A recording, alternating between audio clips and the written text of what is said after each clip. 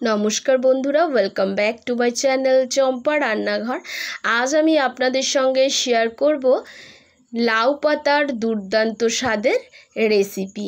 লাউ পাতা দিয়ে একদম দুর্দান্ত আর ইউনিক আর একদম নতুন ধরনের ভর্তা, যার টেস্ট কিন্তু লাগবে অসাধারণ।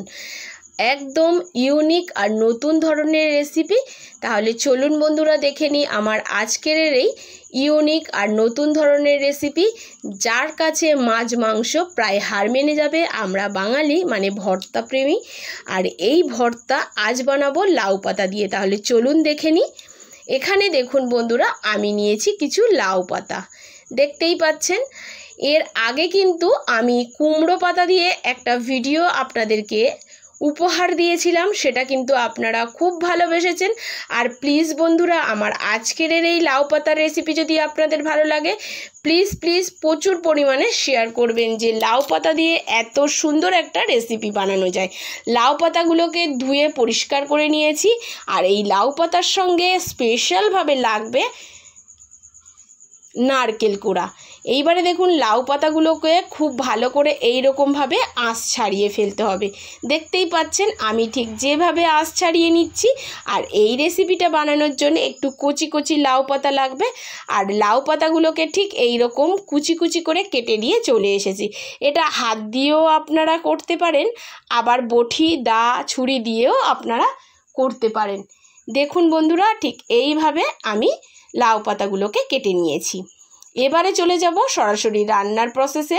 আর প্লিজ বন্ধুরা, প্রথম থেকে শেষ পর্যন্ত ভিডিওটি দেখার অনুরোধ রইল। এখন দেখুন, একটা কড়া বসিয়ে নিয়েছি, আর কড়াটাকে গরম করে এর মধ্যে নিয়ে নিয়েছি 2 চামচ মতো সর্ষের তেল। এখন দেখুন, সর্ষের তেলটা গরম হয়ে গেছে, আর এর মধ্যে দিয়ে দেব 1 চামচ কালো জিরে। অবশ্যই এখানে কালো জিরেটাকে ব্যবহার করবেন বন্ধুরা, তাতে কিন্তু এই রেসিপির টেস্টটা অসাধারণ আসবে। যেমনই সুগন্ধ বেরোবে তেমনই টেস্টি হবে। আর দিয়ে দেবো এখানে 5 থেকে 6 কোয়া রসুন। এখানে রসুন আর পেঁয়াজের ব্যবহারটা একটু বেশি পরিমাণের হবে।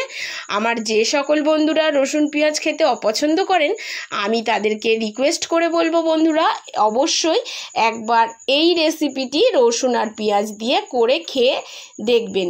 আর এখানে দেখুন, একটা বড় সাইজের পেঁয়াজ কুচি আমি কড়াতে দিয়ে দিয়েছিলাম। সেই সময় ক্যামেরাটা অফ ছিল, আমি খেয়াল করিনি, তো তার জন্য অনেক সরি। তো এখানে একটা বড় সাইজের পেঁয়াজ কুচি দিয়ে দিয়েছি।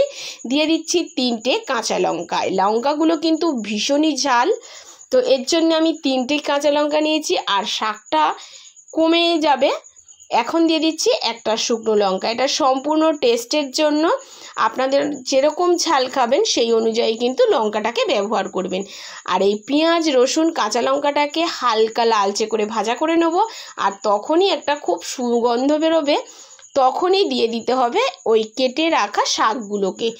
এখন শাকগুলোকে পেঁয়াজ রসুনের সঙ্গে একটু ভাজা ভাজা করে নেব।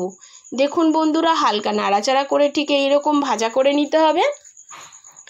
আর এক্ষেত্রে কিন্তু বন্ধুরা, আপনারা অবশ্যই কচি লাউ পাতাটাকে ব্যবহার করবেন।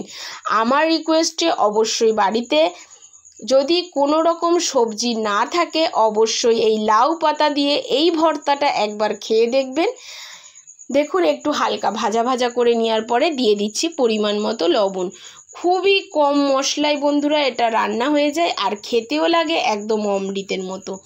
এখন দেখুন, একটু নাড়াচাড়া করে এবার এটাকে 5 মিনিটের জন্য একটা ঢাকা চাপা দিয়ে রাখবো। 5 মিনিটের মধ্যেই কিন্তু শাকটা একদম সিদ্ধ হয়ে যাবে।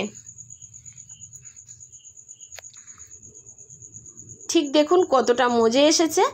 আর এইবার আমি একটা ঢাকা চাপা দিয়ে রাখলাম 5 মিনিটের জন্য। 5 মিনিট পরে দেখুন আমি তুলে নিয়েছি, আর দেখুন শাকটা কতটা মজে গেছে, দেখতেই পাচ্ছেন। ঠিক এই সময় কিন্তু শাকটা যখন ঢাকাটা খুলবেন, দেখবেন খুব সুন্দর একটা সুগন্ধ বেরোয়।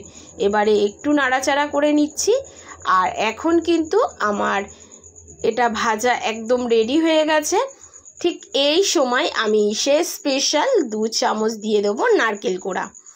নারকেলের পরিমাণটা আপনারা আপনাদের পছন্দ মতো বাড়িয়ে বা কমিয়ে ব্যবহার করতে পারেন।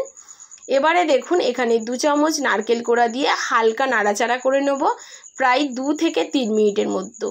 কোনো রকমভাবে নারকেলটা যেন লালচে না হয়ে যায়, খুব ভাজা যেন না হয়, হালকা কাঁচা কাঁচা যেন নারকেলটা থাকে, তবেই কিন্তু এই শাকের টেস্টটা আসবে অমৃতের মতো। এখন দেখুন নাড়াচাড়া করে সম্পূর্ণ আমার শাকটা নারকেলের সাথে ভাজা হয়ে গেছে। এবার এটাকে আমি তুলে নেব একটা অন্য পাত্রে। আর সামনে দিয়ে আপনাদেরকে একটু দেখিয়ে দিয়েছি ভাজার পর কেমন দেখতে হয়েছে। আর এই ভর্তাটা আপনারা বন্ধুরা একটু শিলে বেটে নেবেন। আমি শিলে বেটে নিয়ে চলে এসেছি, বা আপনাদের যদি শিল না থাকে সেক্ষেত্রে মিক্সিতেও করে নিতে পারেন। এবারে দেখুন একটা শুকনো লঙ্কা ভেজে নিয়েছি, একটু দেখার সুন্দরের জন্য উপর দিয়ে দিয়েছি শুকনো লঙ্কাটা। এবার এই শুকনো লঙ্কাটাকে আমি এই শাকের সঙ্গে খুব ভালো করে মেখে নেব। মেখে নেওয়ার পরে বন্ধুরা এইটা যদি গরম ভাতে খান, দেখবেন এর টেস্টটাই কি অসাধারণ আসবে। এই শাক দিয়ে কিন্তু আপনারা এক থালা ভাত অনায়াসে খেয়ে ফেলতে পারবেন। একদম আমার ভর্তাটা এখন রেডি হয়ে গেছে।